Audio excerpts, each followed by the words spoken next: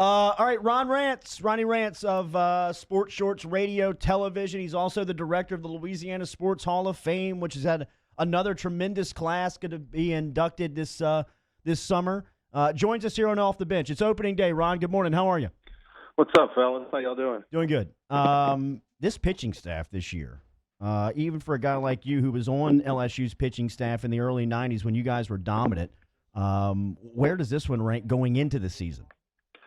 Well, potentially. I mean, it could be really, really good. I mean, I don't remember in recent history, they've got 16 pitchers or whatever, 13 with experience. I mean, now nobody's a Chad Auger type or Alex Lang type that has all these skins in the wall and is coming back for their junior year or something. You still have people with something to prove, but the talent and the potential is there across the board, maybe 7, 8, 9 deep.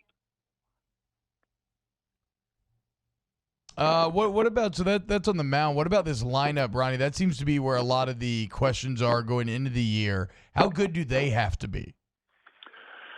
I don't know that they have to be great, T-Bob, because, again, if the pitching does what it's supposed to and lives up to the potential, it gives the offense some flexibility to kind of find its sea legs, because I think that's going to be a little bit of an issue. I mean, you got Beloso and Cabrera in the middle of your lineup that you kind of know what you're getting. You feel like you know what you're getting with Garza when he's healthy. But everybody else is a question mark. You got a lot of inexperienced new players.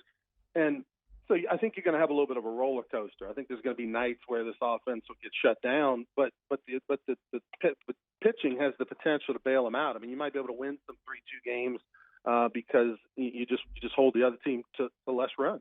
Ronnie, we always love on opening day to catch up with you because it seems like it's an annual event where you're over at L'Auberge at the breakfast buffet with the skipper, with the legend. Just got a statue, opening day, so we'd always love to talk to Skip. If you can put him on the phone, do you mind? Yeah, he's fired up. Hang on one second. Right. Coach. Hey, boys, how are you? Coach. Coach, always a pleasure, man. Opening day, how are we feeling about the Tigers going into tonight? God, it's great. It's great. It's been 19 years since my opening day. Why did I quit? And the money, jeez. But just having some mimosas with my boy Jumbo over here at L'Auberge, just kind of visualizing what it's going to be like tonight. It's always special.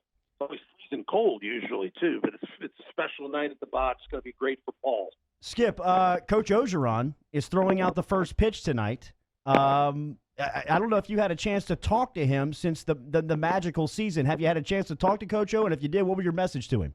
I have not seen Ed. He's been on kind of one of those tours, where he goes and gets a lot of awards and things. And haven't seen Ed, but if I did tell him, I would say, hey, job well done. Fantastic for Edward.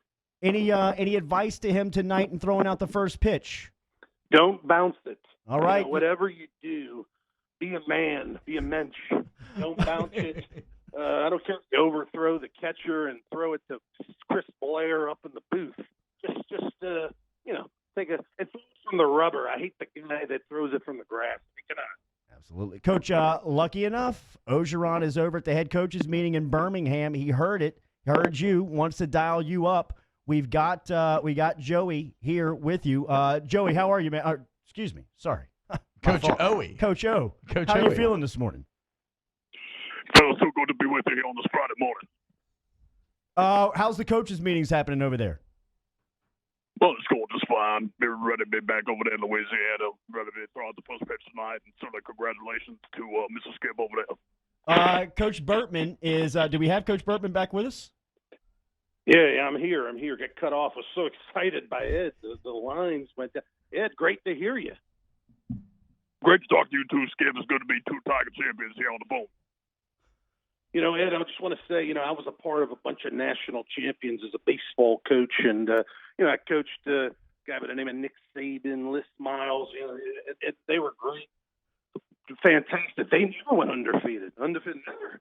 We had one loss, two loss. You did a great job, 15-0. I'm just really proud of you.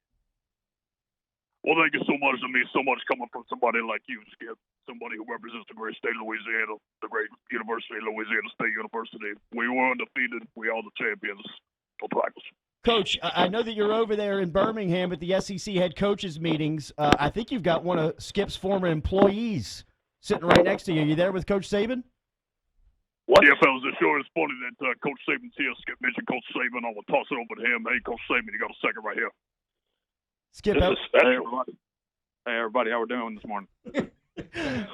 Hey, Wow. Saban. Skip, it's Nick. You have anything to say to him?